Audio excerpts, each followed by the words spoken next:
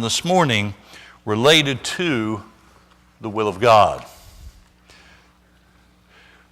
We've been focusing on this year the theme of prayer.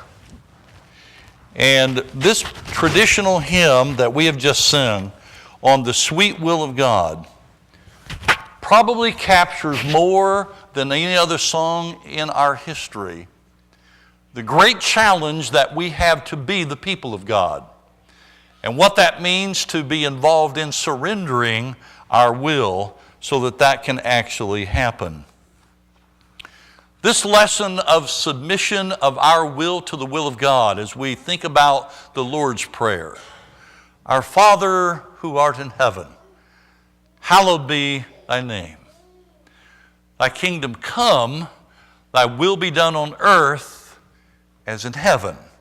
So that's the focus that we want to look at this morning.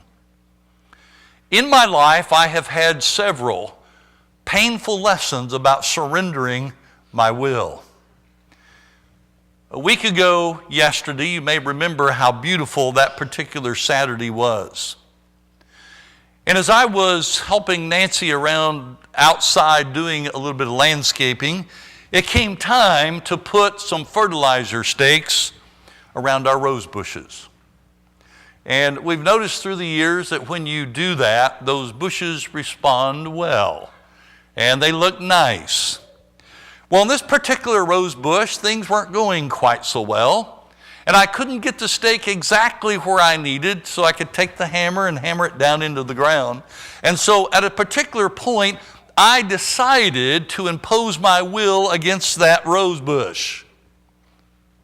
I came out the loser. I still have scratches all over today from a week ago Saturday. And I had to pick thorns out of my sleeve and out of my skin.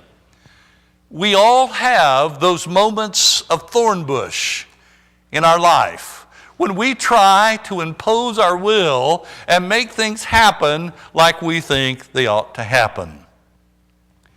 I learned something new this week of a phenomenon called a word cloud. Are all of you familiar with what a word cloud is? This is new to me. And it happened to be that in the current issue of the Christian Chronicle, on the front page, there's a word cloud.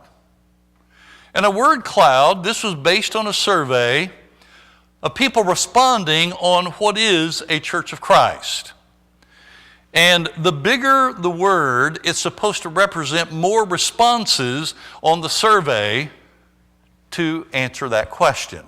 And as you look at all the words, the biggest one was Bible. So what is the church? It's people interested in the Bible. And you get, and there's some that are so small that I assume perhaps on the survey, maybe one person gave that response because you can't read it. And then on the inside, this was fascinating. They continue this article on what is the church, and they have word clouds, but it's for different age groups. The words we use to define our faith. Believers who are 30 and under. There's a complete word cloud, 30 and under. Then there's another group. The millennials, ages 31 to 40, that word cloud. Ages 41 to 50, Generation X. Ages 51 to 60, boomers. Above 60. Notice they don't put a label. Above, if you're just above 60, you're above 60. Again, another word cloud.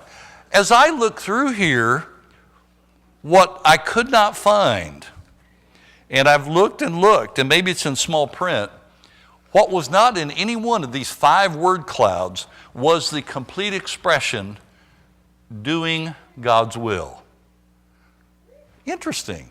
I wonder why that one never surfaced. Maybe we just assume that everything we are doing is doing God's will. Jesus in the garden is the ultimate example of seeking to do the Father's will.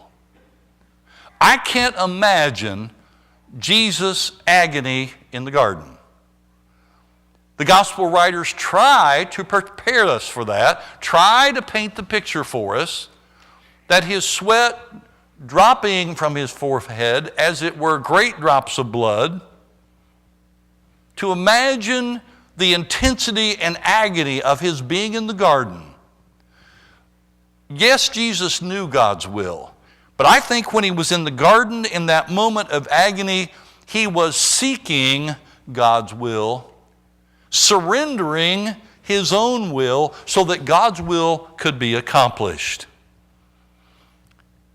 I'm amazed at the Lord's Prayer. It's early in Matthew's gospel, and it's fascinating that Jesus would say to his disciples, thy will be done on earth as in heaven. And he can say that early on with his disciples, anticipating his own experience in the garden years later. So let's look at this, part of the Lord's Prayer. And I want us to think about it in terms of this concept being central, not only to our life, but to our prayer life, and just how significant that is. First, God's will clashing with human will. Remember, I had the original illustration of forcing my will on the rose bush. Well, the rose bush is going to win every time. In Scripture, when you see God's will clashing with human will, God's will wins every time in Scripture. The first clash that we're aware of is in the Garden of Eden. And I remember years ago hearing a sermon entitled, "The Knot in the Devil's Tail." The NOT, where Jesus says, or where the devil says, God has said that if you eat from this fruit of the tree, you'll surely die. But the devil comes along and says, you'll not surely die. And of course, the devil's tail, it's kind of a double entendre here. When you think of the images, the red images of Satan, with a pitchfork, a long tail, but it's not T-A-I-L, it's T-A-L-E, the knot in the devil's tail. That first clash in the Garden of Eden, where Adam and Eve listen to Satan, listen to the devil, he deceives them, and they have to pay for it. All of humanity, in one way or another, has had to pay for that. How many of you this morning woke up early? And it's not because of the time change. How many of you heard the Amber Alert this morning on your phone? I look over at the clock, and what was it, 3? I don't remember. I was like, seriously? We're losing an hour already, and I get an Amber Alert. Seriously? And I got to thinking this morning, wouldn't it be interesting if we could have an app on our phone that was a devil's alert?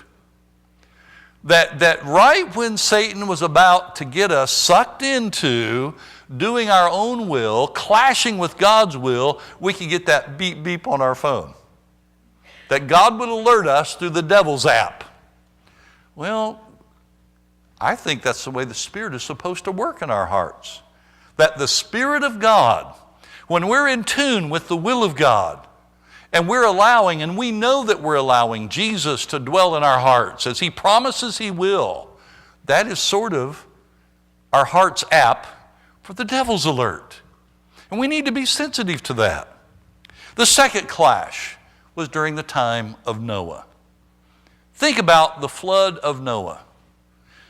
That flood occurred because there were so many people who were not listening to God's will in their life. So many individuals living however they wanted to.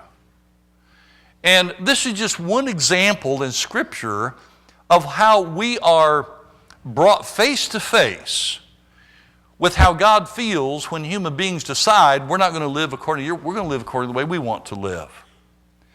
Or think about the Tower of Babel, the third clash.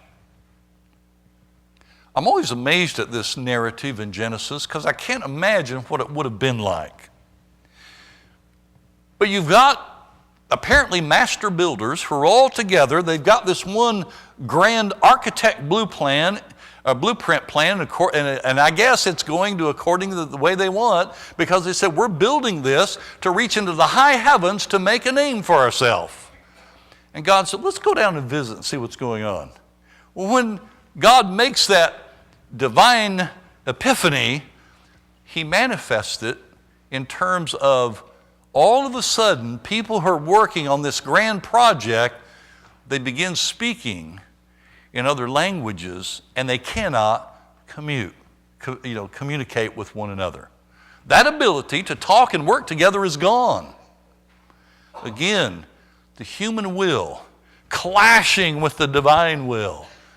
Guess who wins that encounter? In the book of Matthew, there is the picture, the narrative of Jesus being born, and Herod's attempt to thwart that. He doesn't know the background information. All he knows is he feels like he's being threatened because this Messiah has come within his territory, and he's hearing things. And what he's afraid of is a coup and a revolution that's going to take him out of power. And so he exercises his power to get rid of this threat. Again, he doesn't have a clue about the will of God. And in that encounter between Herod and Jesus' birth, again, God wins. In Romans chapter 12, the passage that was read just a moment ago, verses 1 and 2, there is this beautiful expression that when we allow ourselves to live out this living sacrifice, we're actually seeking what is the good, acceptable, perfect will of God in our life. And what that needs to look like. God's will is good, and it's pleasing to us and to Him, and it's acceptable. Some translations say spiritual worship. Some say acceptable.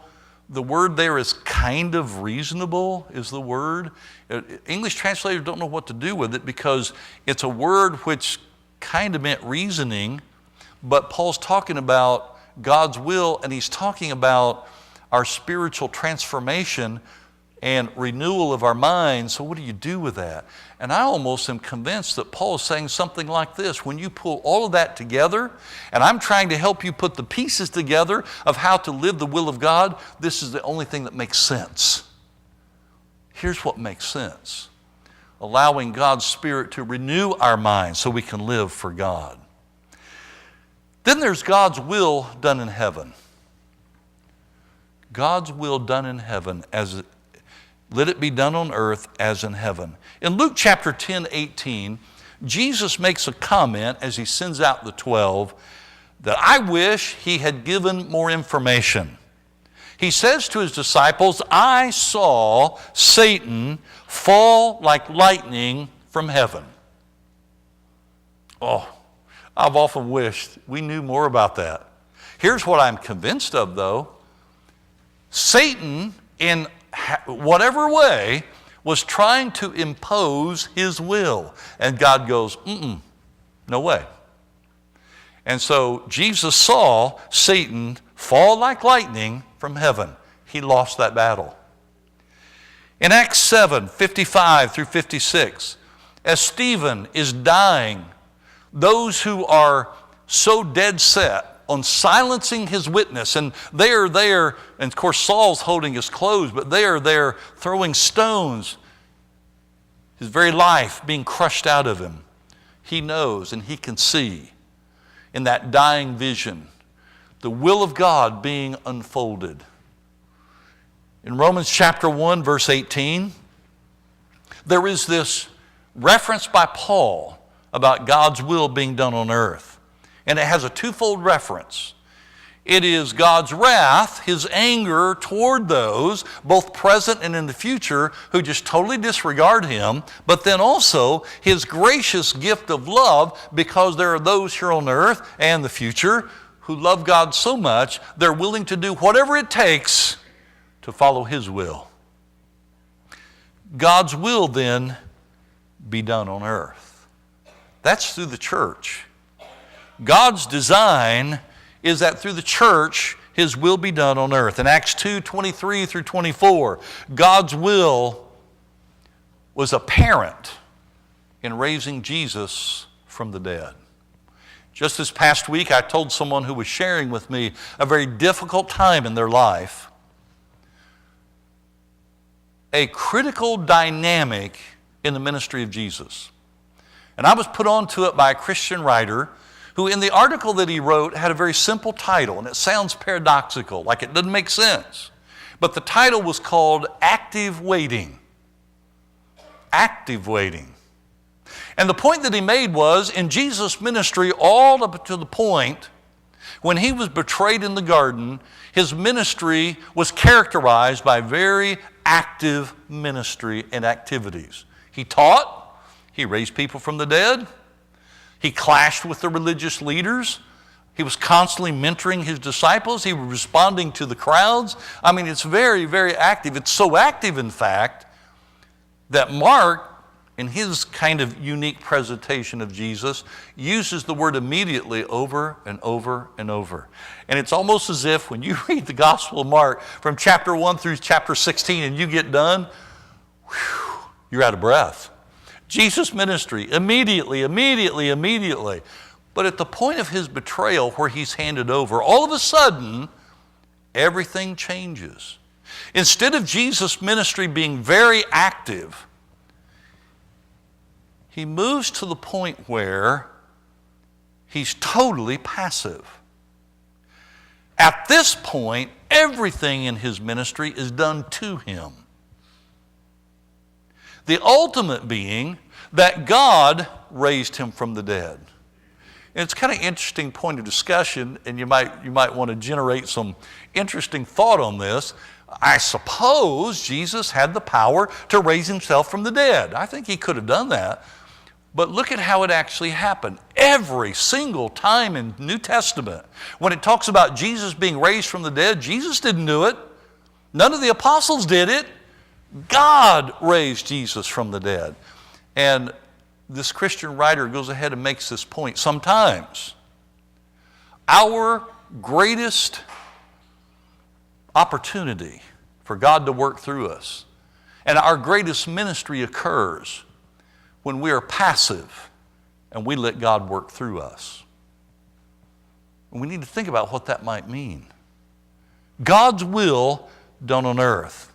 In Acts 4:27 and following, Herod and Pilate, who really didn't like each other, they met together to conspire against Jesus. And this was the clash of the human will against the divine will. In Acts 5, and the reason I'm pulling these out of Acts is because there's about 7 times in the book of Acts where it is clear that as Luke is recording this journey of the early church, what is very core and central to the life of the early church is that men and women of faith recognize the hand of God is at work and they're submitting their will to God's will. Gamaliel has this advice with his compatriots because they really don't like the apostles and the message being preached. Gamaliel says, let's back up here a minute. If these guys are making this story up, it'll be revealed pretty soon. But if they're of God, there is not one thing we can do to stop this. He was pretty wise, wasn't he, in that advice. Paul in Pisidian Antioch in Acts 13, teaching and preaching to an audience what is the will of God and to see that historically unfold. Here's the neat thing about the will of God sometimes, and really this is the reason for Scripture. When we look in history and we see how God works and how His hand works in human events and how He accomplishes His will, it gives us a wonderful insight into God working His will here on earth. Then in Acts 20, Paul says, "For I've not hesitated to proclaim to you the whole will of God." He was talking to the Ephesian elders. "I have not hesitated to proclaim to you the whole will of God." Paul had somehow this concept that in his teaching and preaching, it was the whole will of God. And for teachers and preachers, that's a neat thing to think about. Am I teaching and preaching the whole will of God? This whole lesson on surrendering to the will of God in our prayer life is crucial. I want to end with two personal examples, and then I want to end with a quick summary of what we need to be aware of in our prayer life to discern the will of God. When I was growing up, my parents told me I was a pretty willful child. Maybe you heard that from your parents. And when I was about 11, somewhere along there, I decided that it was time for me to run away from home. That things were at home so bad that I couldn't stay there anymore. And what was funny was my brother that was a year younger than I was had decided he wanted to run away with me. Well, the more I thought about it, the more I realized I didn't want to be with my brother. I just wanted to be by myself. And so the night before we had planned to run away, I ran away on my own. It's interesting at 2 a.m. what an 11-year-old thinks about while he's traveling down the dark road. I was convinced that every pair of lights that I saw coming down the highway was state police looking for me. And so every time I would see those headlights coming down the road, I would quickly jump into the ditch and up and behind a tree. But I thought I had this pretty well worked out. The last time I made that move, I stepped into a ditch of water, and I felt something, and it was a kind of night where you had the moon, so I could kind of travel by the moon. I felt something whop my leg, and I looked down. There was a rattlesnake hanging on my pant leg. He missed me that close. As an 11-year-old, I started thinking about, God has got to be in this picture somehow. And he's trying to tell me something. That was my first rude awakening that the world did not revolve around every single thing I wanted to do. Oh my. Another story I want to tell you, this has been a long developing one, and I have to confess this, and Nancy can tell you the full story. As you know, she's an artist, and she's loved through the years landscaping and working outside. Well, I was the oldest of 6, and by the time I got 18, I had worked outside enough for the rest of my life. I mean, we had like a 3-acre truck farm patch, and I had seen the last corn stalk I ever wanted to see. And sort of told myself, now when I get away from home, I am never going to put a hoe or a rake or anything in my hand again. And so through the years, I think I missed out on some things. While Nancy was out doing her beautiful flowers and landscaping, I would be in watching basketball. And I could justify it because in some of those early years, IU, which was my home team, won the national championship. So it justified all the time I'm sitting in there watching basketball or even football while she's out landscaping. The Lord convicted me on that to where slowly over the years I began to realize I was missing out on a joy. That because I was forcing my will in the situation and doing what I wanted to do and what I thought was fun, little did I realize that landscaping together with the one that you love changes everything. And I'm not quite there 100% yet. Nancy could probably tell you the Saturdays I still sneak in and watch a game when I probably should be out working with her landscaping. But here's something that I discovered over the years I didn't know was there. That when you give up your will and empty yourself to serve and to work with others, there's a sweet joy that cannot come any other way. What I have discovered is that when I surrender my will to the will of God, there is a sweet joy that can't come any other way. I see Jesus as the ultimate example of emptying himself to the will of God.